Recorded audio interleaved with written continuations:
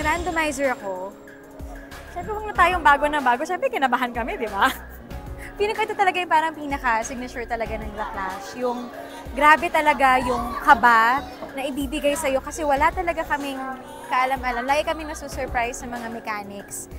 Bakit si Tomby? Actually, kahit sinong piliin ko doon, parang nakakaba. Bakit si Tomby? Kasi, Cap! Siya kasi pinakilala ko. Siyempre kasi diba batch namin. So parang siguro yung naging strategy ko na lang din. Though alam ko naman na wala namang magiging madali, pinili ko na lang din talaga yung somehow familiar ako with. But yeah, regardless kasi kahit sino piliin namin talaga dun sa batch na yon, lahat yun magaling eh. So, wala na ha, laban na lang talaga to guys. Yes? Yung performance ko, ang goal ko talaga is of course, yung maihatid ko talaga yung parang pinaka-message and essence talaga ng kanta ko.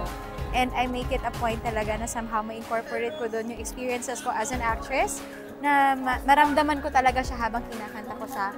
And happy naman ako dahil naramdaman ko naman talaga siya habang kinanta ko yung song ko.